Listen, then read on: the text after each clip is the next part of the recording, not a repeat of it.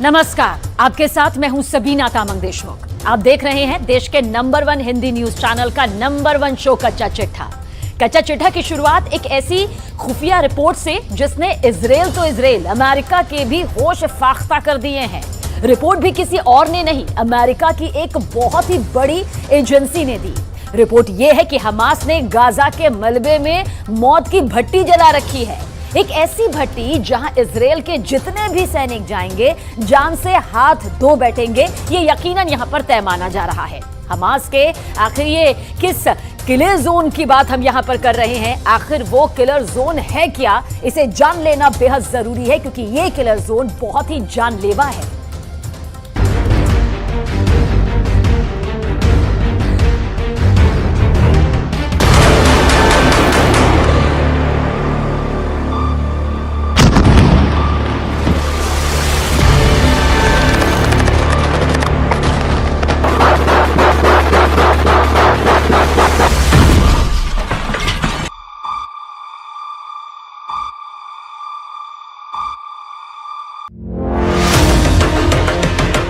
Gaza में घुसे Israel के कमांडो किसके निशाने पर हैं? इनके एक एक मूवमेंट पर उनकी नजर है।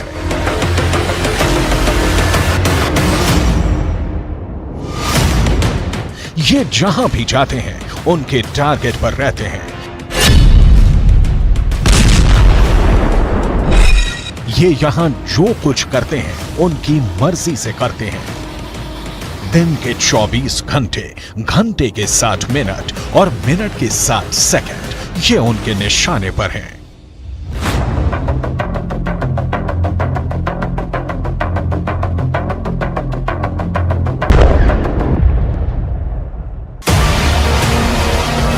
ऐसा सिर्फ ग्राउंड ऑपरेशन में शामिल सेना के साथ ही नहीं है, इनके टैंक भी टारगेट पर हैं।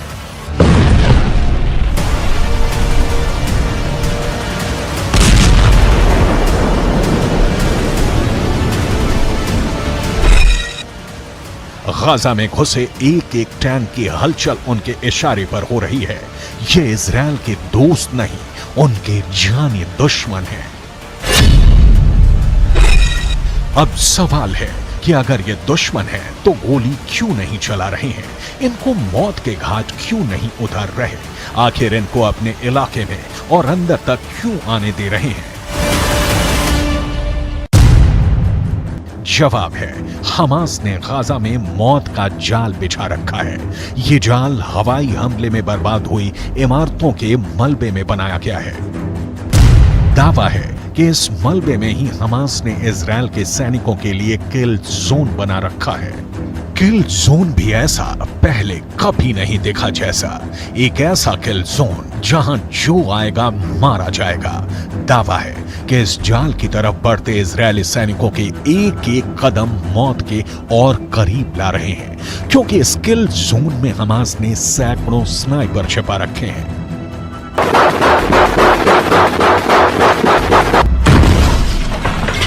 चौंक गए ना ये सुनकर? ये खुफिया रिपोर्ट ही चौंकाने वाली है। दावा है कि गाजा में ग्राउंड ऑपरेशन करने घुसी सेना के ये एक एक कदम मौत की तरफ बढ़ रहे हैं। हमास की एक खुफिया वॉर प्लान लीक हुई है। इस प्लान में इजराइल के सैनिकों को मौत के जाल में फंसाने वाली उनकी खौफनाक रणनीति का पता चलता है। इस रणनीति में सिर्फ इजराइल के सैनिकों के लिए ही मौत का जाल नहीं बिछाया गया है, इजराइल के टैंकों को तबाह करने का खुफिया इंतजाम किया गया है। खुफिया रिपोर्ट की माने तो हमास ने हवाई हमले के मलबे के नीचे विस्फोटक छुपा रखा है, जिसका इस्तेमाल हमास इजराइल की टैंकों को उड़ाने के लिए कर सकता है। जब भी टैंक मलबे के करीब से गुजरेंगे, मलबे में जमा बारूद में विस्फोट होगा और आसपास मौजूद सैनिक से लेकर टैंक तक सब कुछ जलकर खाक हो जाएगा। सवाल है, क्या ये सच में होने वाला है? अगर होने वाला है तो कब होने वाला है, कैसे होने वाला है? अमेरिकन एंटरप्राइज इंस्टीट्यूट के विश्लेषकों की माने तो इजराइल के हवाई हमले ही उनकी जान के दुश्मन बनने वाले हैं। इजराइल गाजा में जहां जहां भी बम गिरा रहा है वहां हमास मौत का कुआं खोद रहा है। इजरायल जिस भी इमारत को तबाह कर रहा है उसे हमास किल जोन में बदलता जा रहा है। एक ऐसा किल जोन जहां कदम रखते ही इजरायली सैनिकों को कोई भी नहीं बचा पाएगा। अमेरिकन एंटरप्राइज इंस्टीट्यूट की रिपोर्ट बताती है कि आईडीएफ के सैनिकों पर हमला करने से पहले हमास छुपने के लिए भूमिगत सुरंगों के साथ साथ मलबे के ढेर का इस्तेमाल कर सकता है। अमेरिकन एंटरप्राइज इंस्टीट्यूट के विशेषज्ञों ने चेतावनी दी है कि जमीन पर मौजूद इजरायली सैनिकों को हमास अपने किल जोन में खींच रहा है। अमेरिकन एंटरप्राइज इंस्टीट्यूट की रिपोर्ट बताती है कि आईडीएफ के सैनिकों पर हमला करने से पहले हमास छुपने के लिए भूमिगत सुरंगों के साथ साथ मलबे के ढेर का इस्तेमाल कर सकता है। अमेरिकन एंटरप्राइज इंस्टीट्यूट के विशेषज्ञों ने चेतावनी दी है कि जमीन पर मौजूद इजरायली सैनिकों को हमास अपने किल जोन में खींच रहा है। अमेरिकन एंटरप्राइज इंस्टीट्यूट के विश्लेषकों ने दावा किया है कि गाजा में बिखरा पड़ा इमारतों का मलबा हमास के स्नाइपरों के लिए एक अभेद कवर देने वाला है, जिसका इस्तेमाल कर हमास के स्नाइपर इजरायल के सैनिकों के लिए काल बन सकते हैं। अमेरिकन एंटरप्राइज इंस्टीट्यूट की रिपोर्ट की माने तो गाजा में बिखरा मलबा इजरायल की ग्राउंड ऑपरेशन वाले मिशन को कमजोर कर सकता है, क्योंकि हमास के स्नाइपरों के मलबे में छिपे होने के चलते इजरायली सैनिकों के लिए जमीन पर नेविगेट करना मुश्किल हो जाएगा और ये हमास के लिए फायदेमंद साबित होगा, क्योंकि हमास ने गाजा में एक नहीं सैकड़ों किल जोन बना रखे हैं, जिसकी झलक इस सैटेलाइट तस्वीर में दिख जाती है।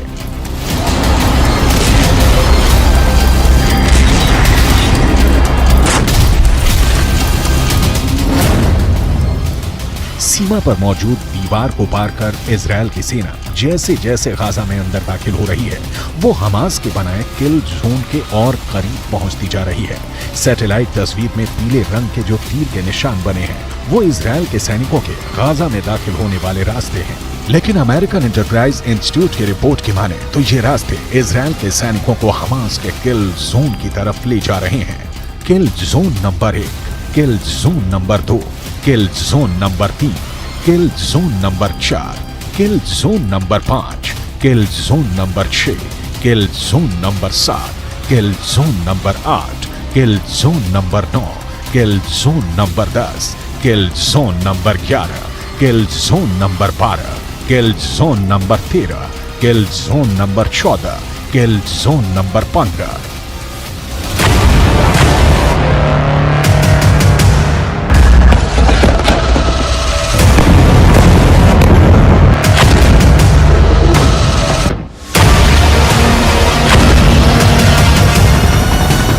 इजरायल ने दावा किया है कि पिछले 24 घंटे में इजरायल ने हमास के 450 ठिकानों पर लड़ाकू विमानों से हमला किया है। ऐसे में अगर अमेरिकन एंटरप्राइज इंस्टीट्यूट की रिपोर्ट की माने तो इजरायल ने पिछले 24 घंटे में ही हमास को 450 किल जोन बनाने का मौका दे दिया है। गाजा के नक्शे में आप देखेंगे उत्तरी इलाका जहां इस वक्त इजरायल की सेना मौजूद है। उसने उत्तरी छोर से आगे बढ़ते हुए कई किलोमीटर दक्षिण तक ऑपरेशन चलाया हुआ है। वहीं इजरायल की सेना ने दूसरा मोर्चा उत्तरी छोर से 10 किलोमीटर नीचे खोला और यहां से उसकी सेना गाजा को चीरते हुए भूमध्य सागर तक पहुंच गई। यानी अब उत्तरी गाजा दक्षिणी गाजा से पूरी तरह से कट चुका है। बीच में इजरायल के फोर्स है और अब सबसे ज्यादा आबादी वाला उत्तरी गाजा पूरी तरह से घिर चुका है। यहीं पर गाजा के बड़े अस्पताल हैं जैसे अल शिफा अस्पताल, अल कुद्स अस्पताल और एक इंडोनेशियाई हॉस्पिटल भी है। ये वो जगह है जहां पर हजारों लोगों ने आसरा लिया हुआ है। यानी अमेरिकन एंटरप्राइज इंस्टीट्यूट के विश्लेषकों के मुताबिक गाजा की धरती पर बिखरे मलबे में हमास की सेना जमी हुई है। इस मलबे वाले इलाके में अगर इजरायल की सेना घुसी तो उसका सामना हमास के स्नाइपरों से होगा। इजरायल की सेना अपने मरकावा टैंक के साथ गाजा में दाखिल हो रही है। इजरायल का मरकावा दुनिया के सबसे सीक्रेट टैंक के रूप में पहचाना जाता है। जिस टैंक के खिलाफ अचूक माने जाने वाली मिसाइल भी नाकाम हो जाती है, लेकिन गाजा का दावा है कि वो इन टैंकों को भी फोड़ सकता है। हमास की इस तैयारी को देखिए। ये तैयारी गाजा में स्ट्रीट फाइट के लिए हो रही है। इजरायल की फौज जब गाजा के बीचों बीच पहुंचने की कोशिश करेगी तो उसके सामने इस तरह का चैलेंज होगा। गाजा में हमास के लड़ाके मुकाबला करने को तैयार मिलेंगे। हमास के स्नाइपरों का सबसे बड़ा मददगार हमास के हथियार बनने वाले हैं। उसका गोरिल्ला युद्ध कौशल रहने वाला है। इजरायल की सेना के लिए सबसे खतरनाक फ्रंट गाजा की संकरी गलियां बनने वाली हैं, क्योंकि वो लड़ाई गाजा के मोहल्लों में होगी, गाजा के चौक पर होगी। कमरों से गोलियां दागी जाएंगी, सड़कों पर बख्तरबंद गाड़ियां मोर्चा संभाल लेंगी, एंटी टैंक मिसाइलों से बारूद बरसाएंगी, हैवी मशीन गन दनादन चलेंगी।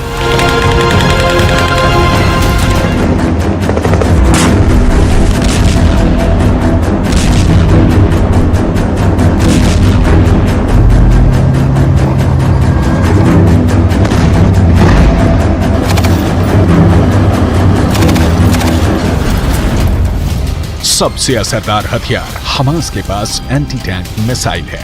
ये मिसाइलें मरकावा पर मौत बनकर बरसेंगी और मरकावा धुआं धुआं हो जाएगा। अगर यह हमला गोरिल्ला वॉर के तौर पर हुआ तो गाजा में भी यूक्रेन के मारियोपोल जैसी तस्वीर देखने को मिल सकती है। गाजा की इमारतों में स्नाइपर छुपे हैं। गाजा की इमारतों के मलबे में मौजूद ये स्नाइपर इजरायल के सैनिकों के लिए यमराज साबित हो सकते हैं। गाजा की जो सबसे नई तस्वीरें सामने आ रही हैं, उससे साफ जाहिर है कि गाजा का ज्यादातर हिस्सा खंडहर में तब्दील हो चुका है। लेकिन खुफिया रिपोर्ट की माने तो इसी खंडहर में इजरायल की सेना को खंड खंड करने का खतरनाक प्लान तैयार है।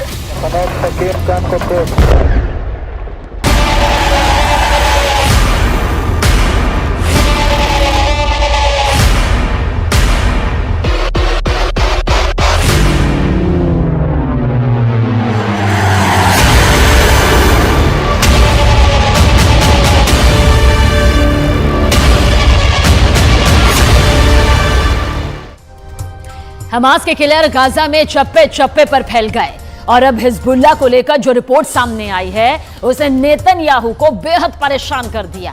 उत्तर कोरिया और हिजबुल्लाह के बीच पक्की दोस्ती देखकर नेतन्याहू के साथ बाइडेन को भी लग रहा है कि इस युद्ध में परमाणु बम की एंट्री हो सकती है।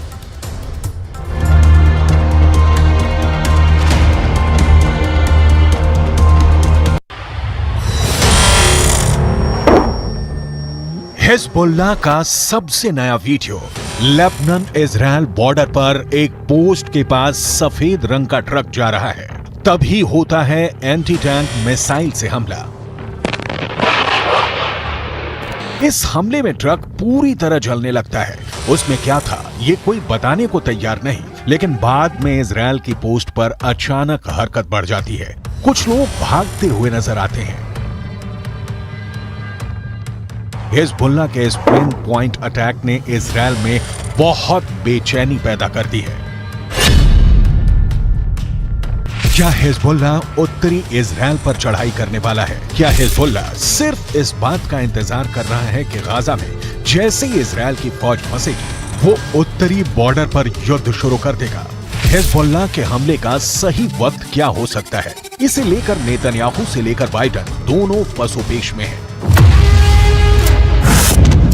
हिजबुल्लाह ने लेबनान इजरायल बॉर्डर पर कई हमले करके साबित कर दिया है कि इजरायल की उत्तरी सीमा अब सुरक्षित नहीं बची है। अगर गाजा पर ग्राउंड ऑपरेशन शुरू होने के बाद हमास, हूथी और हिजबुल्लाह ने एक साथ इजरायल पर हमला किया तो इनको एक साथ रोकना इजरायल के लिए बहुत बड़ा चैलेंज बन जाएगा। और तब अमेरिका की मदद के बिना हालात ऐसे बन सकते हैं कि ये तीनों फोर्स इजरायल की सेना को रौंद कर आगे बढ़ जाए।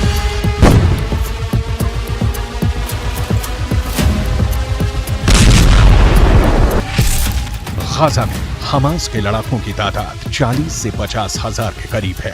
उत्तर की तरफ लेबनान में मिलिशिया हिजबुल्लाह की तादाद 1 लाख से ज्यादा है। इनके सामने इजरायल में एक्टिव और रिजर्व फोर्स मिलाकर 6 लाख से ज्यादा सैनिक हैं। ये आंकड़े बताते हैं कि इजरायल के पास 4 गुना ताकत है। القلق من إمكانية أن تذهب هذه الجبهة إلى تصعيد إضافي أو إلى حرب كاملة، أو القلق من أن تتدحرج هذه الجبهة إلى حرب واسعة، وهذا احتمال واقعي ويمكن أن يحصل، وعلى العدو أن يحسب له كل حساب. इस बीच बड़ी रिपोर्ट ये है कि इराक के मिलिशिया हश्द अल शाबी ने अमेरिका के सैन्य अड्डों पर ड्रोन के बाद मिसाइल से हमले शुरू कर दिए हैं। इन हमलों में सबसे खतरनाक मिसाइल का नाम है अल अक्सा 1। अल अक्सा 1 ईरान की फतेह 110 का ही एक नया वर्जन बताया जा रहा है, या कहें कि ईरान ने यह मिसाइल इराकी हिजबुल्लाह हश्द अल शाबी को सप्लाई की और उसने इसका नाम बदलकर अल अक्सा 1 कर दिया। ये ऐसी मिसाइल है जो हिजबुल्लाह के पास पहले से है। ये एक टैक्टिकल मिसाइल है जो छोटा परमाणु बम भी दाग सकती है। The barbarism is led by an axis of terror. The axis of terror is led by Iran. It includes Hezbollah, Hamas, Houthis, and their other minions. They seek to bring the Middle East and the world back to a dark age. They seek to torpedo, to derail any progress towards peace and the progress and the promise that we had in our budding peace treaties with our Arab neighbors.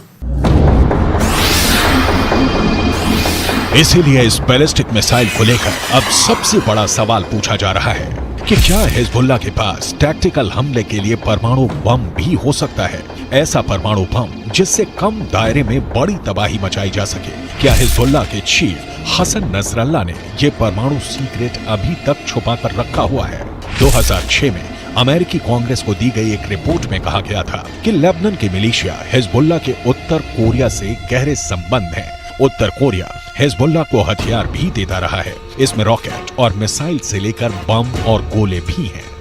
Uttar Korea के leader Kim Jong Un को Hezbollah का बहुत बड़ा fan कहा जाता है।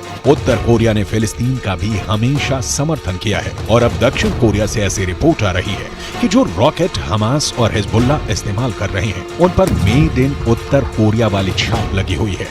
इनका launching system 2014 में ही उत्तर कोरिया से सप्लाई किया गया था। ऐसे रॉकेट हमास को भी मिले, हिजबुल्लाह को भी दिए गए। इसमें 122 मिलीमीटर का कात्यूशा रॉकेट भी है, जिससे हिजबुल्लाह ने उत्तरी इजराइल पर हमले तेज किए हैं। सवाल है, हिजबुल्लाह और किम जोंग उन का याराना डेंजर मार्क के ऊपर जा चुका है और क्या इसमें कोई परमाणु सीक्रेट भी छुपा हुआ है?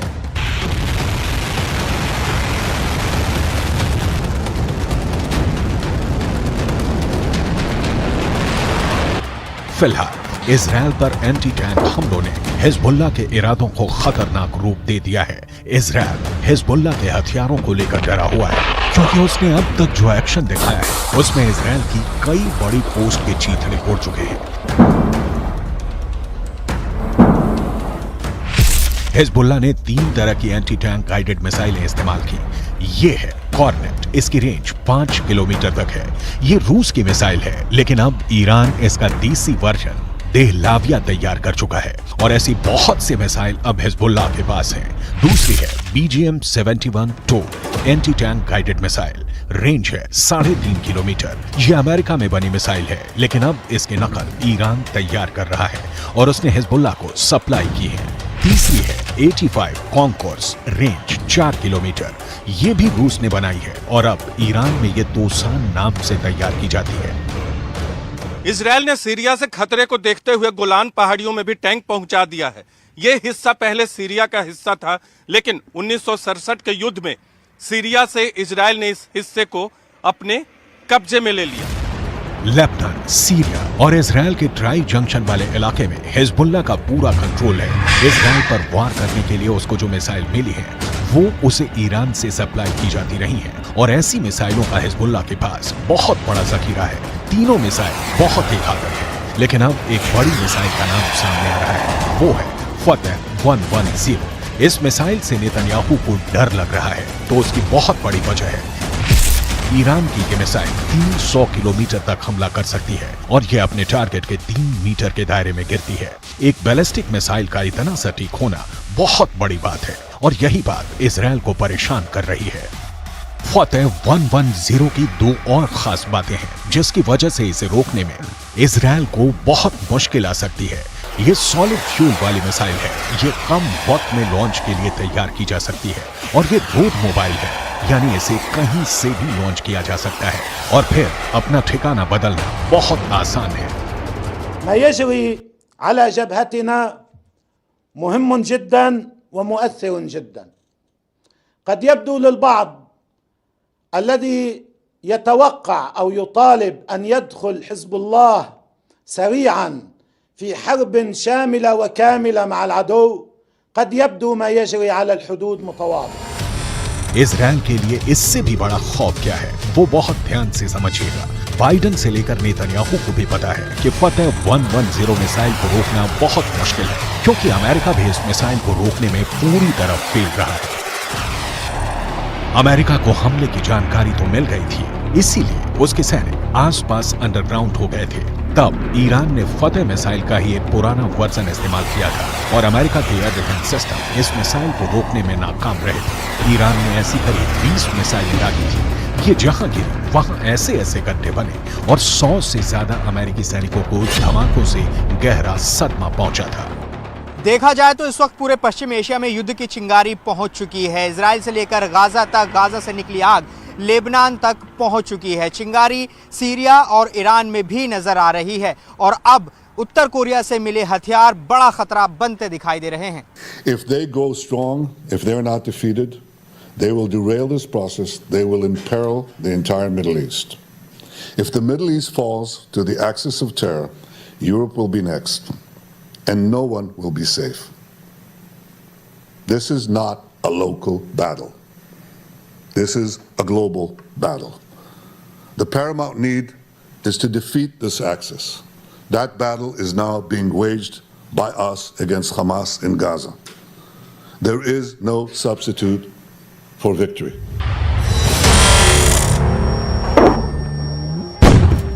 हिजबुल्लाह का खतरा बहुत बड़ा है, ये इजराइल भी जानता है और अमेरिका भी। अगर हिजबुल्लाह ने गियर बदला तो इजराइल के लिए उसे रोकना आसान नहीं होगा।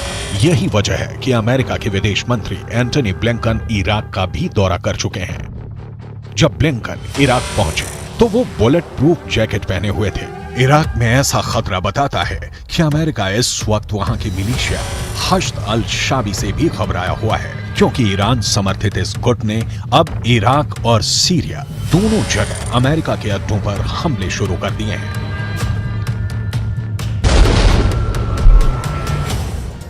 जब हिजबुल्लाह और हमास का डबल खतरा खड़ा हो गया है तो बाइडेन ने एक बहुत ही खतरनाक बम इजराइल भेजने का फैसला कर लिया। इस बम को दुनिया बालाकोट वाले बम के नाम से भी जानती है। अब इसे गाजा का नया बवंडर भी कहा जा रहा है। क्यों? जरूर देखिए कच्चा चिट्ठा के जरिए।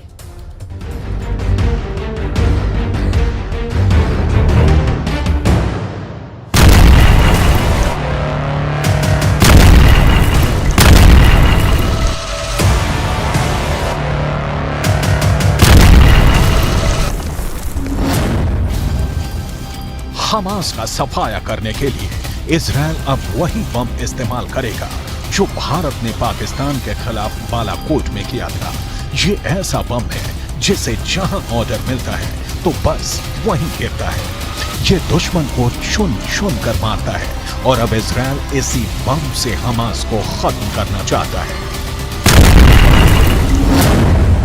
स्पाइस बम एक तरह की किट होती है जो बम को एक ग्लाइड करने में मदद करती है और फिर सैटेलाइट की मदद से ये उसी ठिकाने पर गिरता है जहां इसे टारगेट मिलता है।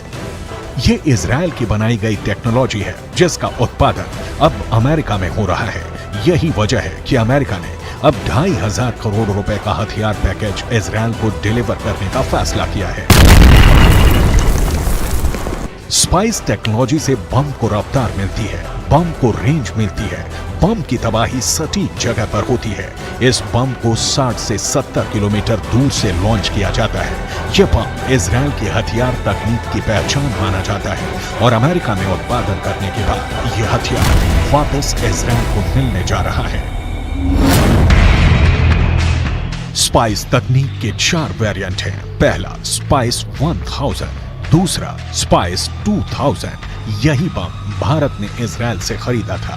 तीसरा स्पाइस 250, चौथा और सबसे नया वेरिएंट है स्पाइस 250ER यानी एक्सटेंडेड रेंज, यानी ज्यादा रेंज। गाजा पर बमबारी के लिए इजराइल को अमेरिका से जो पैकेज मिल रहा है उसके कई मायने हैं। एक ये भी बात है कि क्या इजराइल के बम कम पड़ने लगे हैं? क्या 25,000 टन से गाजा को समतल करने के बाद इजराइल के बम का गोदाम खाली हो चुका है? इस वक्त गाजा पर बमबारी जारी रखने के लिए अमेरिका इजराइल की लाइफलाइन बनकर आया है। उसके 2 समुद्री बेड़े इजराइल के आसपास ही तैनात हैं ताकि युद्ध का दायरा अगर बढ़ता है तो इजराइल को कवर फायर दिया जा सके। ये दोनों समुद्री बेड़े परमाणु बम से लैस हैं, इसलिए डर ये भी सता रहा है कि अगर हमास का खात्मा नहीं हुआ और इजराइल के दुश्मनों ने उस पर चौतरफा हमला किया तो क्या परमाणु बम एक्टिव हो सकता है? इजराइल के दोस्त अमेरिका ने समंदर में अपनी घातक परमाणु पनडुब्बी ओहायो भी तैनात कर दी है, जिसके टारगेट पर साफ तौर पर ईरान है। मतलब हमास और ईरान के खिलाफ अमेरिका ने अपना परमाणु प्लान एक्टिवेट कर दिया है। परमाणु हमले की आशंका इसलिए भी जताई गई क्योंकि इजराइल के एक मंत्री गाजा पर एटम बम गिराने की हुंकार भर चुके हैं।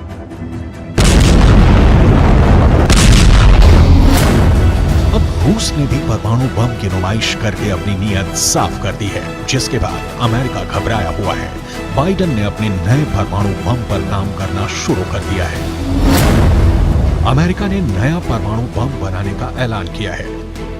अमेरिका का ये नया न्यूक्लियर ग्रेविटी बम होगा। अमेरिका के नए परमाणु बम का नाम B6113 होगा। नागासाकी पर गिराए बम से 14 गुना बड़ा होगा ये बम।